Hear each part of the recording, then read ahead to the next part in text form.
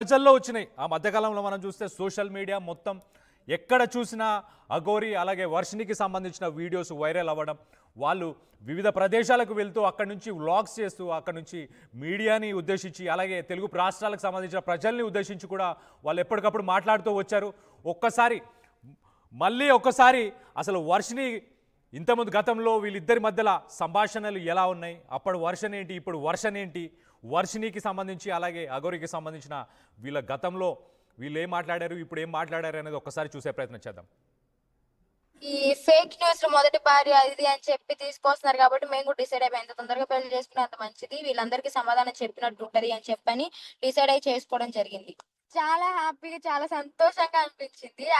అది కాక నన్ను ఒక పెళ్లి కూతురు వస్త్రాధారణలో చూస్తే నాకు చాలా ఆనందం అనిపించింది. అంటే పెళ్లి అవుతుంది అనే సంతోషం నా మొహంలో చాలా, అంటే మీకు అర్థమయ్యే ఉంటది ఎలా ఉంది అని. ఇష్టపడ్డ వివాహం కాబట్టి ఇంకా హ్యాపీగా ఉన్నాను. మా మనసులు కలిసాయి, ఇంత దూరం వచ్చింది. అంటే తను జెన్యున్ గా నాకు అన్ని షేర్ చేసుకోవడం, ఏది దాచిపెట్టకుండా చెప్పడం, అది బాగా నచ్చింది. నేనైతే ఎలా ప్రపోజ్ చేశా అంటే ఒకటే మాట అన్నాను, ఓకే నీ పర్సనల్ నీ దాచిపెట్టకుండా చెప్పావు, నావి నీకు తెలుసు కదా, చూసావు కూడా కొన్ని. సో అలాగే నువ్వు ఎక్కడెక్కడ తిరుగుతావు, ఒంటరిగా ఉంటావు, అలాగే నీకు ఒక తోడులాగా ఉందాం అనుకుంటున్నాను. ఇలాగా అంటే నువ్వు ఎక్కడికి వెళ్ళినా అక్కడికి వచ్చి నీకు సేవ్ చేసుకోవాలనుకుంటున్నాను, మనం పెళ్లి చేసుకుందాము అని చెప్పని అలాగా ప్రపోజ్ చేశాను. పెళ్లి ప్రపోజలే చేశాను. అంటే నేను తన దగ్గర రావాలనుకున్నాను, వచ్చాను, హ్యాపీగా ఉన్నాను, చాలు. జీవితాంతం నీతో ఇలాగే ఉంటాను బావా, ఎన్ని విమర్శలు వచ్చినా గానీ, నీ మీద ఎంత నెగిటివ్ వచ్చినా గానీ నువ్వు తప్పు చేయవని చెప్పి నేను నమ్ముతున్నాను. పెళ్ళి అంటే పెళ్లి గురించి నేను ఎత్తలే. ఫస్ట్ ఆఫ్ ఆల్ తను నన్ను ఫోర్స్ చేస్తాడు మ్యారేజ్ చేసుకుందామని చెప్పాను. సో ఆ మాటలకి చేసుకుంటే ఇలా ఉంటుంది, మీ పేరెంట్స్ని కూడా మనం తెచ్చుకుని చూసుకుందాము, ఒక మంచి లైఫ్ అనేది ఉంటుంది నీకు. ఇప్పుడు నువ్వు నాతో వచ్చేసావు ఇలాగా, ఇప్పుడు నువ్వు బయటకు వెళ్ళాగానే తలెత్తుకుని తిరగలేవు, చచ్చిపోవడం తప్ప వేరే ఛాన్స్ లేదు. పెళ్ళికనైతే ఫోర్స్ చేసి మరీ ఒప్పించాడు. అలా భార్యగా ఉండాలని చెప్పి చేసుకున్నాడు. అఘోరిగా మారుస్తా అది ఇదని ఏం చెప్పలేను, భార్యగానే యాక్సెప్ట్ చేస్తాను నేను అని చెప్పాను. తను చెప్పిన మాటలు ఒక సైడ్ అయితే, ఇంకోటి నేను ఏమనుకున్నా అంటే, ఓకే తినకి చిన్నప్పటి నుంచి ఎవరు లేరు, ఫ్యామిలీలో పెరిగిన మనిషి కాదు, ఓకే నేను ఒక లైఫ్ ఇద్దాము అని చెప్పని ఆ థాట్లో ఆలోచించాను. తను చెప్పిన మాటల్ని బట్టి నేను థింక్ చేశాను. అలాగని చెప్పి ఓకే పిల్లలు అంటావా దత్తత తీసుకుని పెంచుకోవచ్చు, ఆ పాయింట్లో ఆలోచించి అంత దూరం వెళ్ళడం జరిగింది. యాక్చువల్లీ నేను మోసపోయాను అంతే. తన గురించి నిజాలు తెలిసి నేను రియలైజ్ అయ్యాను అంతే.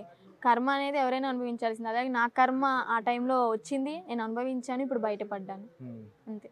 మోసం చేసింది తను, మోసపోయింది నేను. తనకైతే ఒకటే చెప్తాను, నా జోలికైతే రావద్దు. నా పేరెంట్స్ గురించి కానీ నా గురించి కానీ ఏ మీడియాలో అయినా సరే మాట్లాడితే మామూలుగా ఉండదు.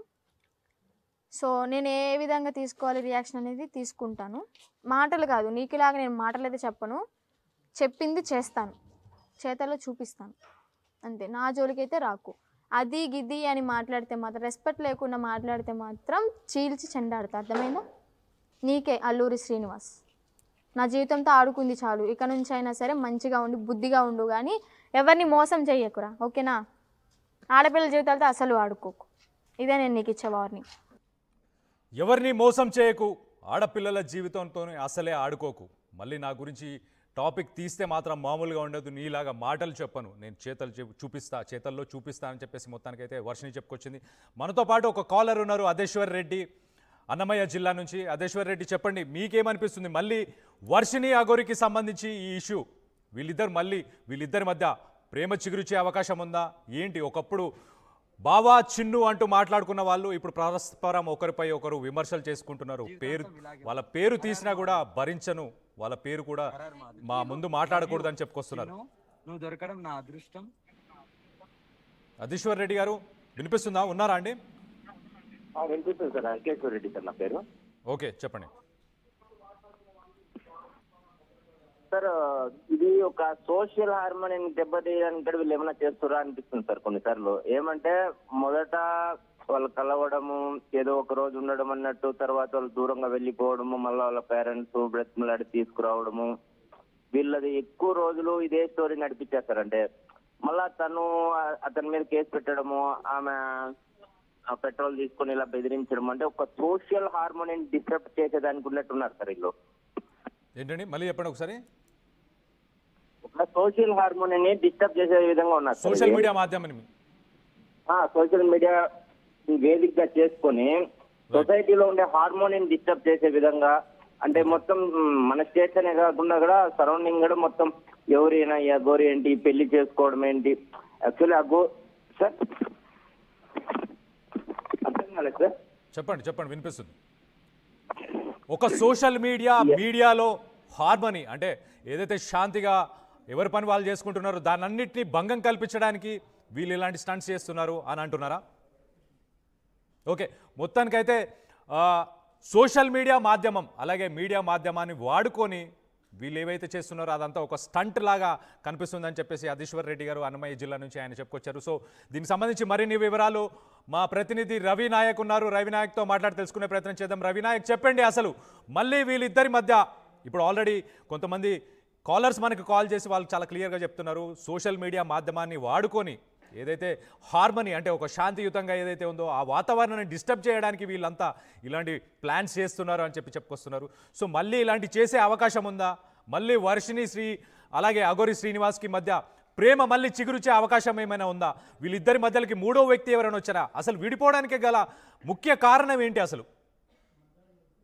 కళ్యాణ్, ప్రధానంగా మనం పూర్తి వివరాలు కనుక ఒకసారి చూసినట్టు కనుక అయితే చాలా క్లియర్గా వాళ్ళిద్దరి మధ్య ఎప్పుడైతే అరెస్ట్ అయ్యి జైలుకు పోయిన తర్వాత ఈ ఎవరైతే ఫస్ట్ భార్య అని చెప్పుకునే వ్యక్తులు ఉన్నారో ఆమె నేరుగా కంప్లైంట్ ఇవ్వడం, కరీంనగర్ కోర్టులో కేసు కావడం, రిమైండ్ కావడం, దీంతో పాటు అటు కొన్ని కేసులు కావడం, ఇలాంటి ప్రధాన అంశాల వల్ల అఘోరి శ్రీనివాస్ జైలుకు పోయిన పరిస్థితి. జైలుకు పోయిన తర్వాత తను క్లియర్గా ఒక విషయం చెప్పారు, అసలు నేను పురుషున్నే కానప్పుడు నా దగ్గర క్లియర్గా సర్టిఫికెట్స్ ఉన్నాయి, ఎందుకు నన్ను అరెస్ట్ చేస్తున్న విధమైన ఆరోపణలు చేస్తున్నారు, కావాలని కొంతమంది నాపై ఇలాంటి ఆరోపణలు చేస్తున్నారని ముందు నుంచే చెప్పిన పరిస్థితి. అయితే దీనికి గాను అటు కోర్టు కూడా కొంత ఆలోచనలో పడింది. అనంతరం జ్యుడిషియరీ సిస్టమ్ ద్వారా ఇటు అడ్వకేట్ ద్వారా తను నేరుగా బెయిల్కు వెళ్ళిన పరిస్థితి, బెయిల్కు వెళ్ళి బయటికి వచ్చిన పరిస్థితి. అయితే దీని తర్వాత ఇటు శ్రీవర్షిని కూడా కొంత రిమైండ్ తర్వాత డైలమాలో పడ్డది. కొద్ది రోజులు ఆ హాస్టల్లో ఉన్న పరిస్థితి. హాస్టల్ అనంతరం తల్లిదండ్రులు ఒప్పించి మెప్పించి కన్విన్స్ చేసి నేరుగా తల్లిదండ్రులు తీసుకువెళ్ళిన పరిస్థితి. తీసుకువెళ్ళిన తర్వాత కొంత నిశ్శబ్దంగా ఏర్పడ్డ పరిస్థితి కనబడింది. అయితే అఘోరి శ్రీనివాస్ వరుసగా తనకు సంబంధించిన ఇంటర్వ్యూల్లో చెప్పడం, శ్రీవర్షిని వల్లే నాకు నష్టం జరిగింది, ఆర్థిక నష్టంతో పాటు ఇటు డ్యామేజ్ అయింది నాకని చెప్పే ప్రయత్నం. దీనివల్ల నాకు శ్రీవర్షిని ఎవరో తెలియదు, ఎట్టి పరిస్థితిలో ఆమె మాట కూడా నా దగ్గర ఎత్తొద్దని చెప్పడం జరిగింది. ఈ విధమైన అంశంతో వారిద్దరి మధ్య గ్యాప్ పెరిగింది. అటు శ్రీవర్షిని కూడా ఇంటికి వెళ్ళిపోయిన తర్వాత, జైలు నుంచి వచ్చిన తర్వాత ఎప్పుడు కూడా తనకు ఫోన్ చేసే ప్రయత్నం చేయలేదు. ఫోను ఇటు అఘోరి శ్రీనివాస్ కూడా ఇటు శ్రీవర్షినికి ఫోన్ చేసే ప్రయత్నం చేయలేదు. ఇదంతా కూడా ఒక్కొక్కటిగా గ్యాప్ పెరిగే ప్రయత్నం జరిగింది. అప్పటికే తల్లిదండ్రులు కూడా చెప్పిన పరిస్థితి. ఇప్పుడు ఎప్పుడైతే అఘోరిగా ఉన్న శ్రీనివాస్ నీకు ఏ విధంగా కూడా సరిపోడు, ఎట్టి పరిస్థితుల్లో నీ జీవితాన్ని ఖరాబ్ చేసుకోవద్దు, జీవితంలో రిస్క్లో పడుతుంది, ఎట్టి పరిస్థితుల్లో ఈ రిస్క్ ఫేస్ చేయడద్దు, దయచేసి మా మాట వినందని తల్లిదండ్రులు కన్విన్స్ చేయడం. తల్లిదండ్రులతో పాటు ఎవరైతే బ్రదర్ అనే వ్యక్తి ఉన్నాడో ఆ బ్రదర్ ఇందులో కీలకంగా మారినట్టు మనకైతే సమాచారం ఉంది. ఆ బ్రదరే ఇటు శ్రీవర్షిని ఒప్పించి తీసుకెళ్ళినట్టయితే తెలిసింది. కొంత అంతకుముందు బ్రదరే థ్రెటన్ చేస్తున్నాడని ఇటు శ్రీవర్షిని కూడా ఆర్టీవీతో ఎక్స్క్లూజివ్గా మాట్లాడిన పరిస్థితి కనపడింది. అయితే ఈ ఓవరాల్ ఎపిసోడ్ చూసినట్టు కనుకైతే ఇప్పుడు చాలా క్లియర్గా ఇద్దరి మధ్య ఎటువంటి కనెక్టివిటీ లేదు, ఒకరంటే ఒకరికి అస్సలు పడట్లేదు, పచ్చిగడ్డేస్తే బగ్గుమని చెప్తున్న పరిస్థితి కనబడింది. మ్యారేజ్ అనే అంశం కాస్త మేము మర్చిపోయాం, ఏదో తెలియకుండా జరిగిపోయింది, అది ఒక రకంగా యాక్సిడెంటల్గా జరిగిందని అటు అఘోరి శ్రీనివాస్ కూడా ఆఫ్ ది రికార్డ్ చెప్తున్న పరిస్థితి. శ్రీవర్షిని కూడా నా జోలికి ఎట్టి పరిస్థితి